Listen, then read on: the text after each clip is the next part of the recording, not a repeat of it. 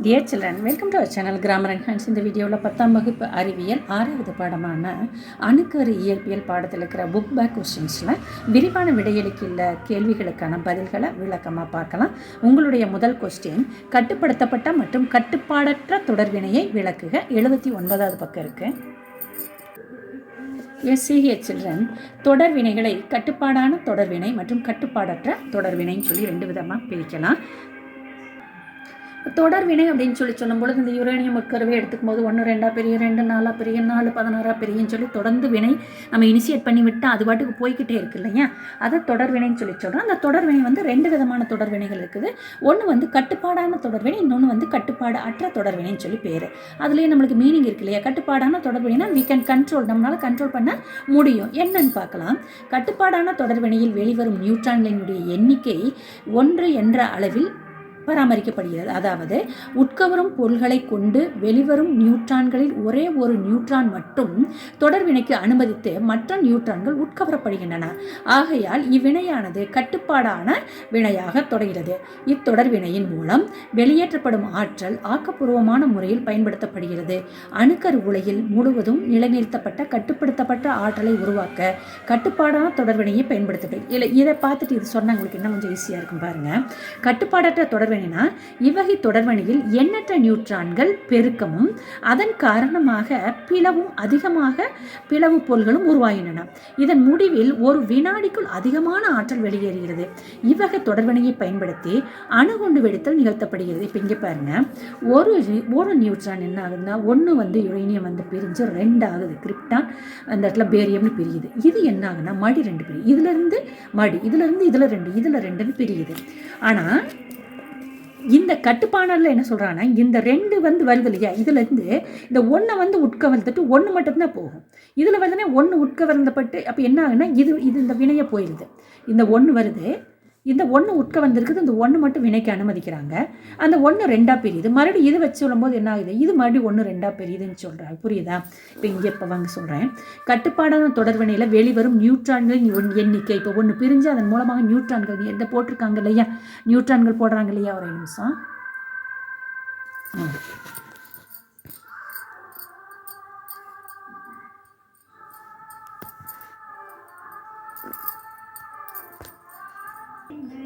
அப்போ அந்த நியூட்ரான் இதில் நிறைய வருது இல்லையா. இங்கே என்ன பண்ணுறாங்க, நியூட்ரான் எண்ணிக்கை 1 என்ற அளவில் பராமரிக்கிறாங்க.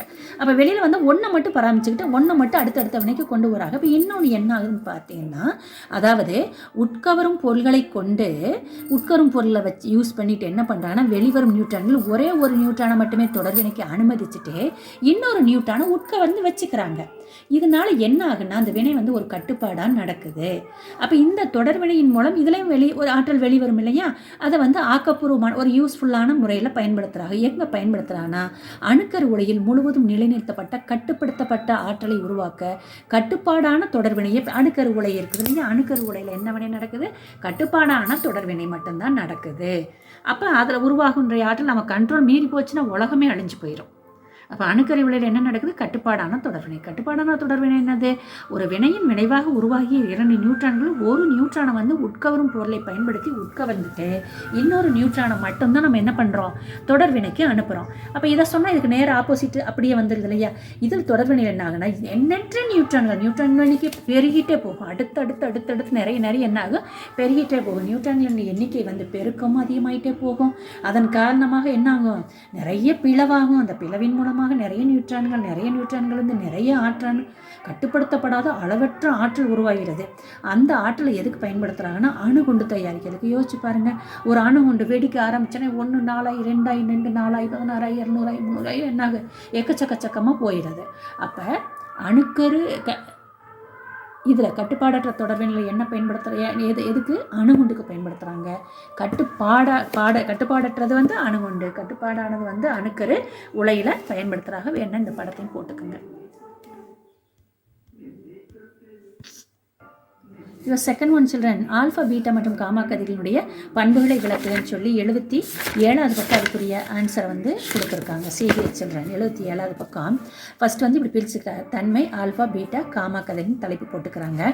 ஃபஸ்ட் வந்து ஆல்ஃபா கதிர்னா என்னன்னா 2 புரோட்டான்கள் மற்றும் 2 நியூட்ரான்கள் கொண்ட ஹீலியம் அணுவின் உட்கருவு ஆகும். ஆக்சுவலாக வந்து ஹீலியத்தை நம்ம எப்படி எழுதுவோம்னா வந்து He2 4ன்னு எழுதுவோம். அதில் 2 புரோட்டான் 2 எலக்ட்ரான் 2 நியூட்ரான் இருக்குது. இது 4ன்னு என்ன உங்களுக்கு தெரியும், கால்குலேஷன் தெரியும். 4ன்னா புரோட்டான் ப்ளஸ் நியூட்ரான். அதனால் இதில் எத்தனை நியூட்ரான் இருக்குது, 2 புரோட்டான் 2 நியூட்ரான். அப்போ 2 புரோட்டான்களையும் 2 நியூட்ரான்களையும் கொண்ட ஹீலியம் அணுவின் உட்கரு தான் என்னது ஆக்சுவலாக ஆல்ஃபா துகள்கள்.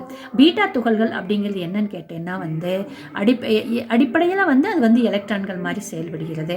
காமா கதிர்கள்கள் என்னன்னா இவை ஃபோட்டான்கள் எனப்படும் மின்காந்த அலைகளாக இருக்கிறது. இது மின்காந்த அலை, இது எலக்ட்ரான்கள், இது ஹீலியம் அணுவின் உட்கரு.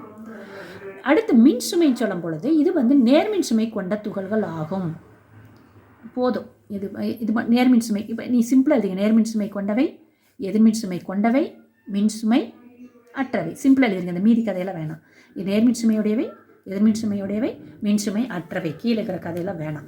அயனியாக்கும் திறன் சொல்லும்போது ஆல்ஃபா துகளினுடைய அயனியாக்கும் திறன் பீட்டா துகள்களை விட 100 மடங்கு அதிகம், காமாவை விட 10,000 மடங்கு அதிகம். இதுக்கு வந்து அயனியாக்கும் ஆற்றல் வந்து கம்மி.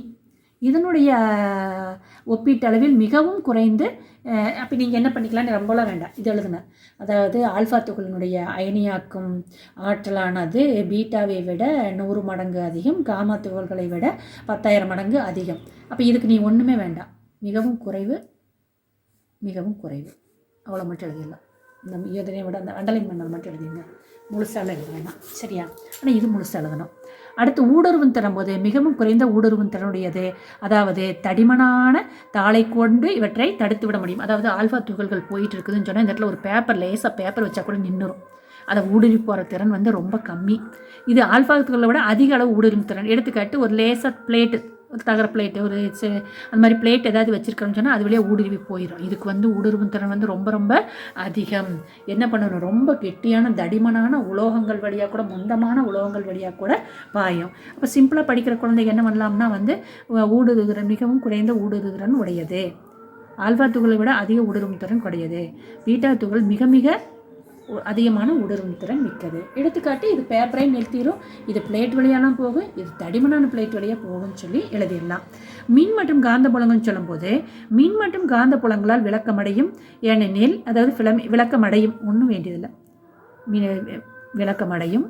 மின் மற்றும் காந்த புலங்களால் விளக்கமடையும், மின் மற்றும் காந்த புலங்களால் விலகல் அடையாது.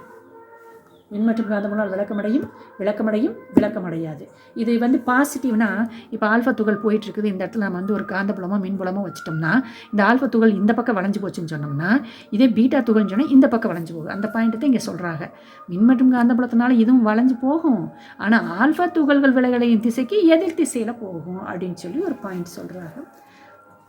இந்த பிட்டாவை வந்து சின்னதாக குறித்து கொடுக்கறது வந்து எனக்கு வந்து பரவாயில்லைங்க, ஒரு 90 அந்த மாதிரி பரவாயில்லைங்க, போதும், எனக்கு சயின்ஸ் கஷ்டம் அப்படிங்கிறவங்களுக்கு சொல்கிறது. If you want to score full மார்க்குன்னு சொல்லும்போது எல்லாமே எழுதிக்கணும். திசைவேகம் சொல்லும்போது ஒளியின் திசைவேகத்தில் ஒளியினுடைய திசைவேகம் வந்து 3 லட்சம் மீட்டர் போகும் இல்லையா?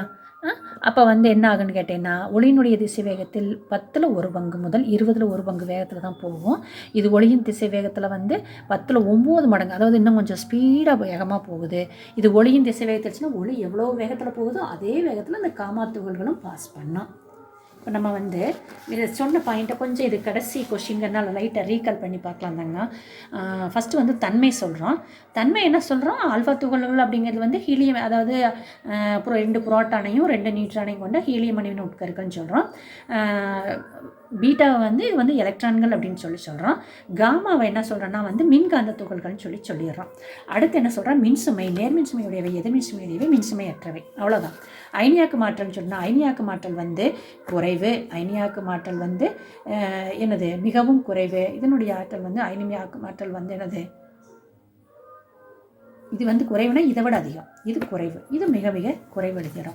ஊடுருவும் திறன் வந்து மிகவும் குறைவு, அதிகம், மிக அதிகம் அப்படி நீங்கள் போட்டுக்கோங்க. மிகவும் குறைவு, அதிகம், நீங்கள் வேணால் வீடியோ பார்க்கும்போது எழுதி வச்சுக்கோங்க. அதிகம், இது வந்து குறைவு, குறைவு, அதிகம், மிக அதிகம், அப்படின்னு எழுதி வச்சிட்டேன்னா யோசிச்சு அப்போ அந்த பாயிண்ட்டை மட்டும் தெரிஞ்சுக்கிட்டேன்னா பரீட்சையில் எழுதும்போது குறைவுனா என்னது ரைட் ஒரு பேப்பர் ஒரு சாதாரண தாளை வச்சா கூட தடுத்து நிறுத்திடும்.